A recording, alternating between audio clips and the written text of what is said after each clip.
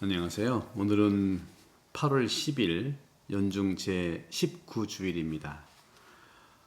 오늘 복음 말씀은 루카복음 12장 35절에서 40절이죠. 제자들한테 말씀을 하셨거든요. 오늘은 그 유명한 미련한 처녀와 지혜로운 처녀에 대한 이야기입니다.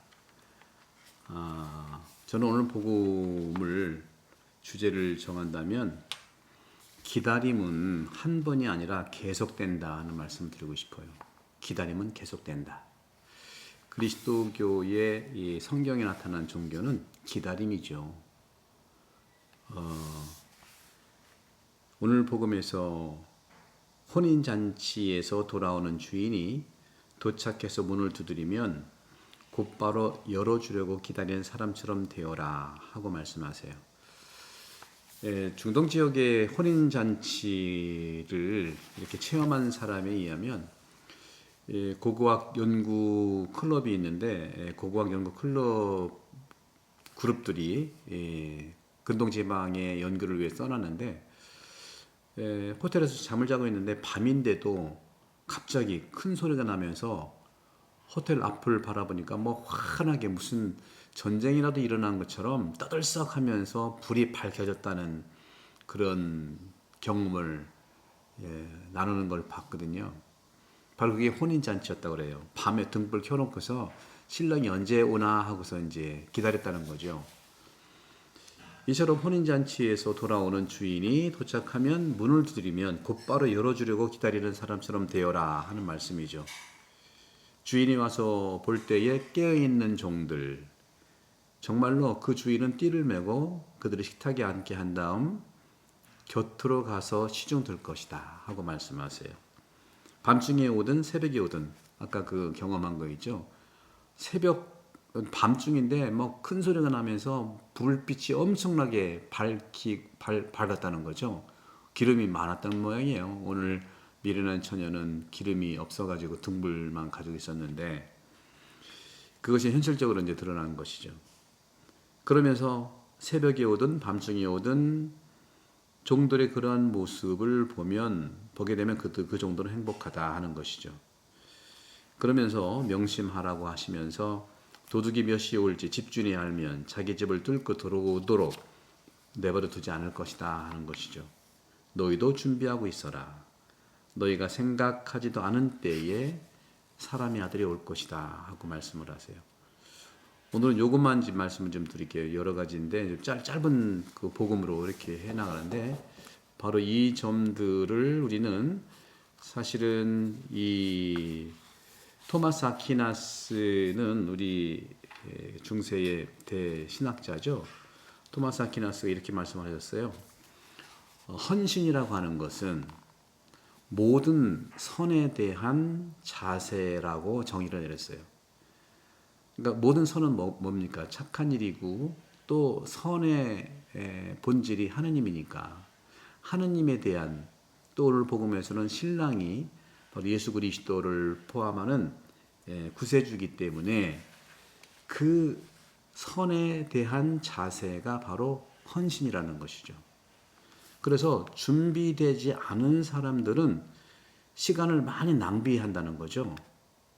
그런 점에서 이 기다림이라고 하는 것은 우리가 많이 생각해 볼 영역, 사고의 영역에서 굉장히 중요하다는 말씀을 이제 토마스 아퀴나스도 얘기를 하고 있었습니다.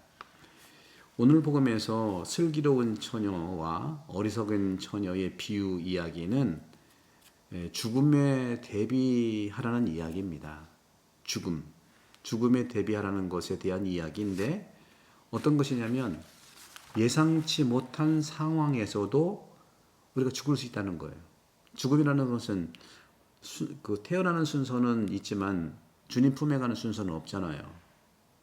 그래서 예상치 못한 상황에서도 죽을 수 있다는 것을 보여주기 위해서 여러 가지 사례들, 우리도 많이 있지 않습니까? 기이한 사례들을 많이 볼 수 있잖아요. 죽음에 대한 것들이 얼마나 많이 기이하게 나타납니까? 예를 들어서 사실 전쟁으로 죽는 사람보다 자동차 사고로 죽는 그 통계가 훨씬 많다는 거죠.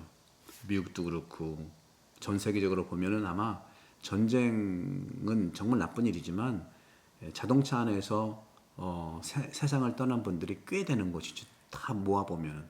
그런데 여러분들 자동차 안에 타고 있으면서 운전할 때 죽음에 대해 공포를 느끼는 건 아니잖아요.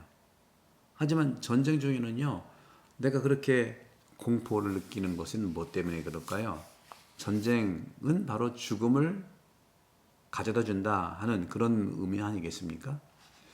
그래서 이런 점에서 예상치 못한, 그래서 고속도로에 차 안에 있는 사람보다도 전쟁 중에 죽음을 두려워하는 사람들이 훨씬 많다는 것이죠. 그런 점에서 우리 그리스도교인들은 죽음에 대한 이 대비를 자주 할 것을 권장하고 있어요. 죽음은 자동차 안에서 우리가 죽음을 생각하지 않는 것처럼, 전쟁 중에는 우리가 항상 죽음을 생각하는 것처럼, 이 세상은 전쟁 중 아닙니까? 돌아가신 프란치스코 교황님께서도 바로 교회는 야전병원이라고 그랬잖아요. 그런 점에서 죽음에 대해서 자주 대비할 것을 권장하는 이유가 뭘까요? 그리스도교는 그것을 권장하는데 왜 그럴까요? 바로 죽음이 끝이 아니기 때문에 그런 거예요. 죽음이 끝이 아니고 새로운 삶의 시작이기 때문에 그렇다는 거죠. 늘 말씀드리지만 예수님의 이런 복음 안에서 나타나는 세례라든가 또 세례의 완성은 거룩한 변모, 또 십자가 지심의 완성은 부활, 창조의 마지막은 완성이 바로 종말인데, 종말이라든가 또 거룩한 변모라든가 또 부활이라든가 또 종말이라든가 이런 것은 끝이 아니에요. 다시 시작하자는 거죠. Second time. 재림 예수님도 그런 뜻이잖아요. 다시 시작하자는 것이 우리 복음서의 모든 가치들에서 나타나는 메시지이죠. 축복이고.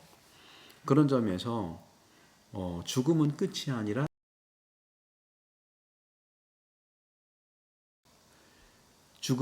아니라 새로운 시작이기 때문에, 그런 점에서 새로운 삶으로 나아가는 길을 준비하도록 요청하고 있는 것이 성경이고 바로 그리스도교의 신앙입니다. 사막의 교부이고 수도자의 아버지신 아빠스 성 안토니오 수도 원장은 이렇게 말을 했어요. 하느님이 안토니에게 죽음의 날을 알려주셨다는 것이죠. 그래서 안토니에게 이런 사실들, 이것은 죽음의 날을 알려주신 것은 안토니오의 선택의 표징으로 이어진 겁니다.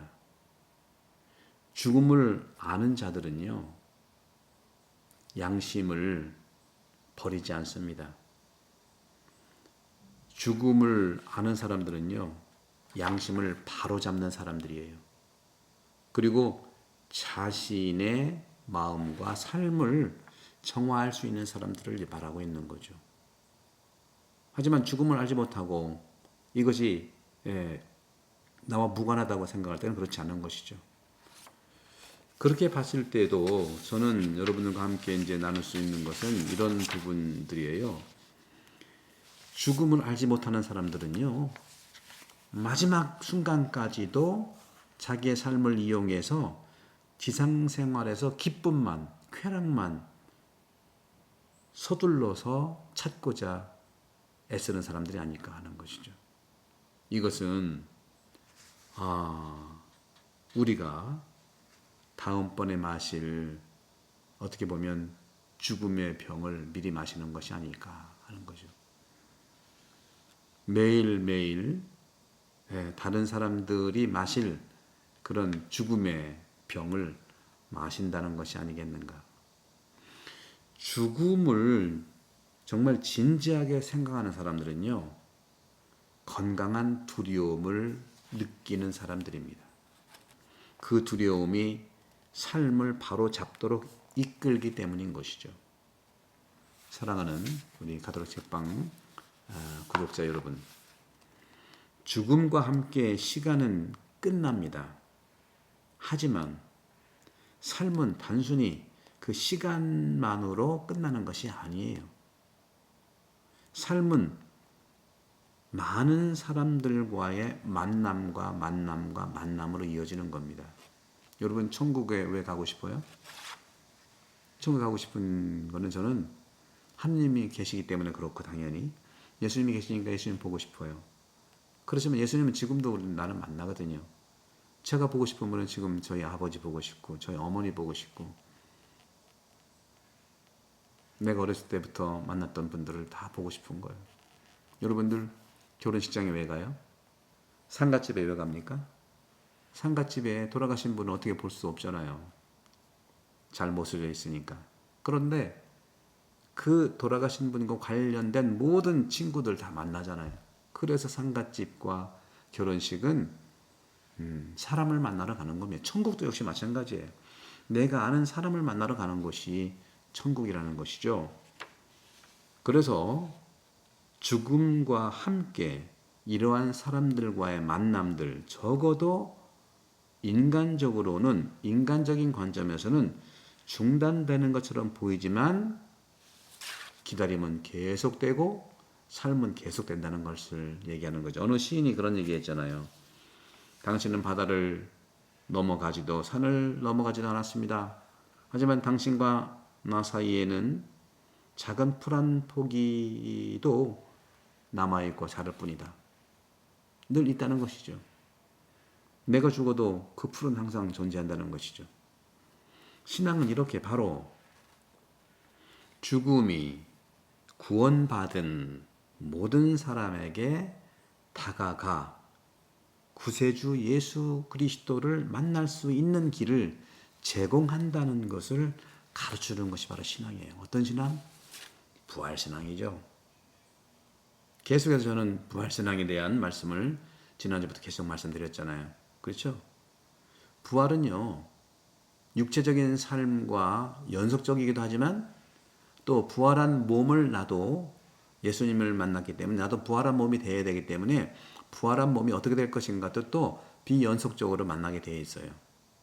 말씀드린 대로 부활한 몸은요, 육체를 가지고 있었던, 몸을 가지고 있었던 그 삶과 연속적으로 만난다는 건 뭐냐?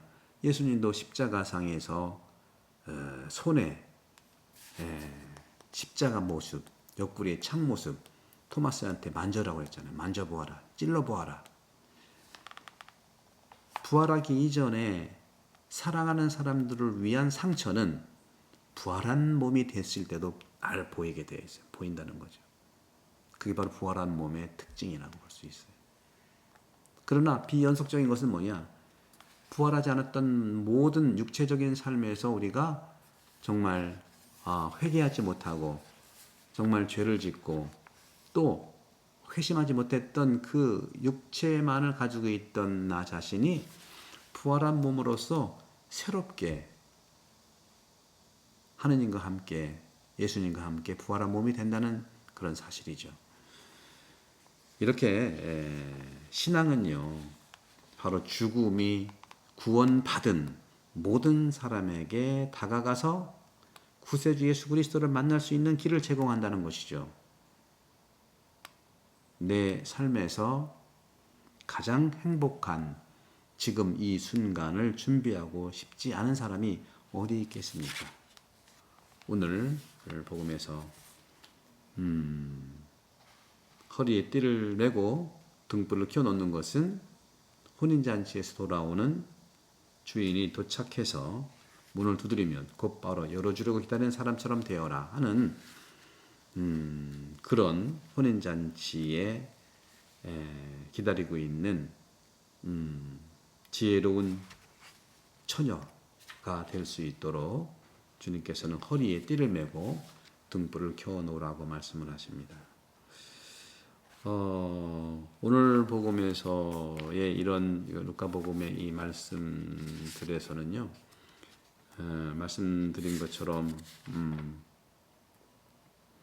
네,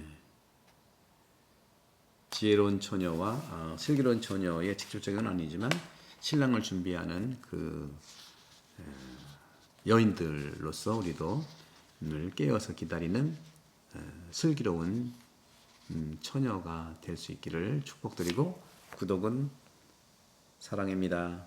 성부와 성자와 성령께서는 여러분 모두를 강복합니다. 감사합니다.